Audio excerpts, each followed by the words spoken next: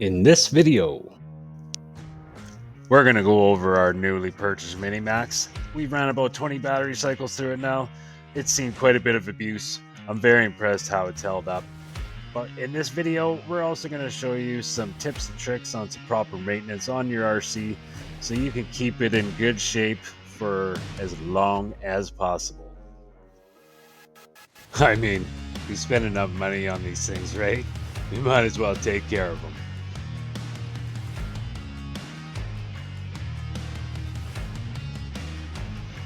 Thanks for stopping in to Funhouse RC, guys. Please like and subscribe. It'll really help me grow my channel. This is a brand new channel, and I really want to bring you as much exciting RC content as possible, plus some deep dives into some crazy RC builds, and also some step-by-step how-to repair videos. All right, guys, enjoy this video. Honestly, shouldn't really need a whole lot when it comes to, just doing your regular routine checkups and maintenance, etc.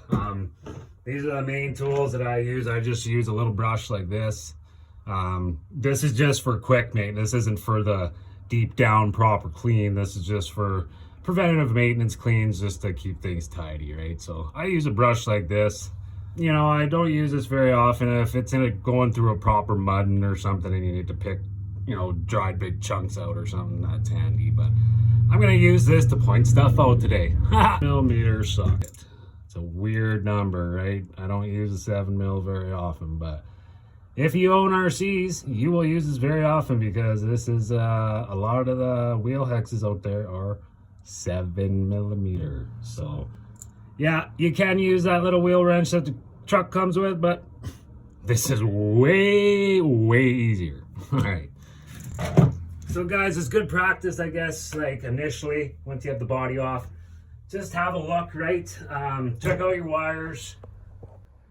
Yeah, with your wires, guys, too, these are constantly rubbing back and forth when you're driving, right? And so it is good habit to just grab another zip tie.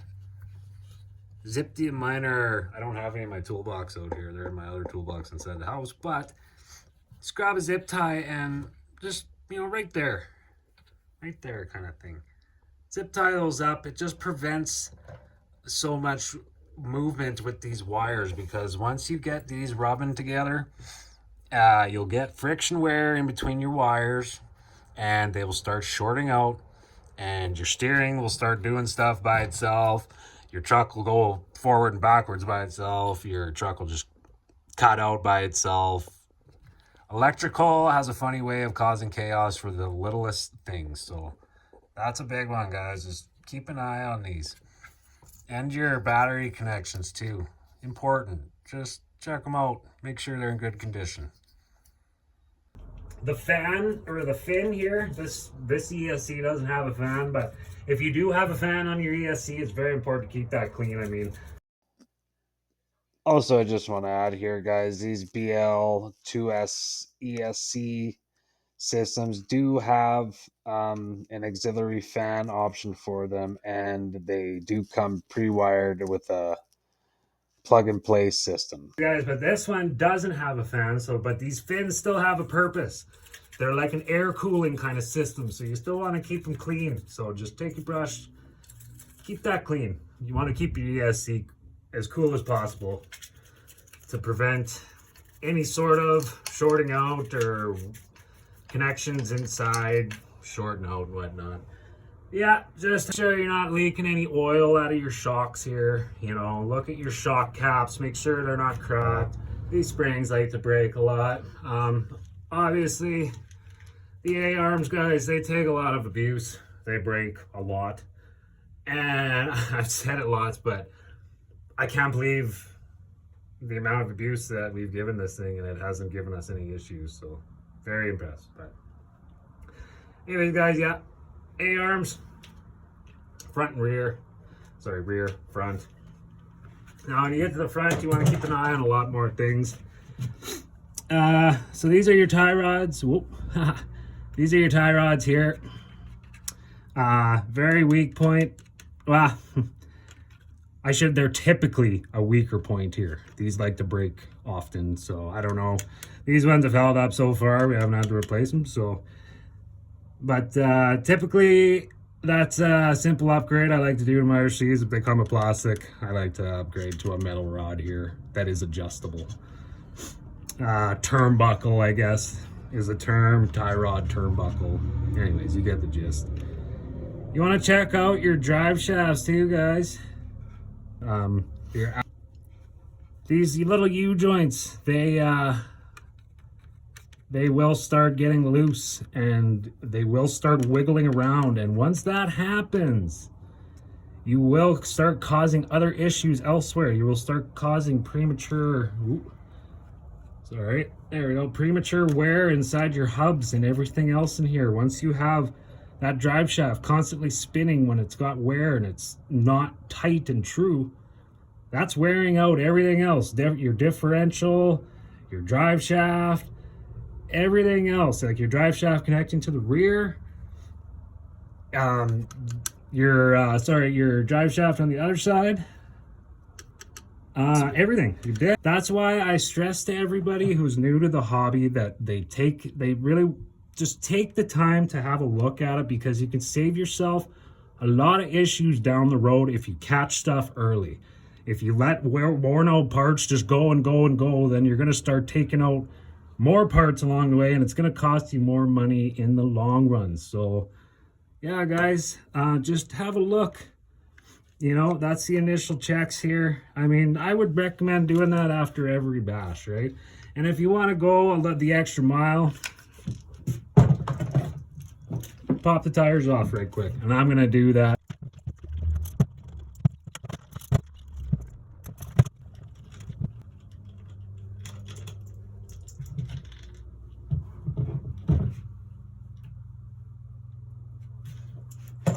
All right, guys, so once you got the tires off here, just sorry, I'm trying to work with the sunlight, bear with me here.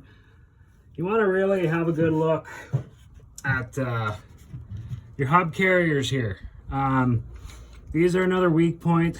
They take a lot of force between your upper A-arm and your lower A-arm. You know, the force is going through top and bottom, so this takes a lot of force. You know, imagine going this way, a lot of force. So keep a close eye on that. There's actually 2 bearings inside this as well, and that is why you never, ever, ever, ever wash your RC with pressured water. Why is that? Because once you wash, if you wash it with pressured water, just like this even, it might not even be that dirty. That little bit of fine grime and dust in here, that's going to push into your bearing. Once that happens, that's going to seize up on you very prematurely. And it's just excessive wear, guys. Things will last so much longer if you just take these tips. If you got a lot of buildup and grime in here, pop the wheel hex off. Take your little brush, just clean it off, keep it clean. You can take a little wet rag, clean it up that way, but don't use pressured water. Speaking of wheel hexes, you want to check these out too. Make sure you don't have any cracking going through there, because, I mean, it's an easy fix. And if something's wrong here, if it's cracked or whatever, just replace it. Easy peasy. Now, another thing too, guys, that you want to take or pay close attention to here is the bulkhead. Now, the bulkhead is this piece right here that you see that your drive shafts are, both sides of them go into the bulkhead. This is where your differential is, inside of here. This bulkhead, when you're really giving her, keep a close eye on these, because they do like to crack up in here, and you won't even really notice it. They'll just be small little hairline cracks that'll eventually get bigger and bigger over time. And when that happens, you're gonna get dirt and dust and little fine rocks in there that are gonna chew up your diff and just cause chaos. So, like I said, I can't say it enough, guys. Just these easy preventative maintenance tips. It can really save you a lot of headache down the road if you just take care of it. before it causes more damage throughout your truck. Because I'll also explain something to you. So say that this U-joint here gets loose and you don't want to, you decide, I'm just going to let her go. Okay. Well, when that's wobbling around all out of balance, that is causing your diff to wobble out of balance. It's causing your wheel hub to wobble out of balance. And because your diff is wobbling out of balance, that is also going to cause your other gearing inside here to wobble out of balance, which is going to cause your drive shaft to go out of balance, which is also going to vibrate through your whole entire machine. Premature wear on your ESC and your motor, because that'll go through your drive line, into the rear differential, into the pinion, onto the spur, onto the pinion, into your motor. And then when that happens, your motor's all of a sudden spinning out of control, out of balance. And then all of a sudden you're having to rebuild your motor prematurely. And people always say, well, why is this happening? Why is my machine broken so quickly? Well, you know what?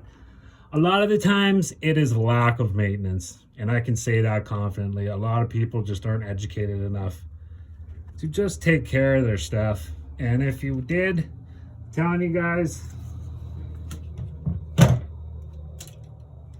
it will be worth every minute of your time, money-wise and education. I love wrenching. It's easy, it's fun, and it's a new skill that you can learn, right? So that's why I'm here. I hope this video helps you. We'll see you on the next one.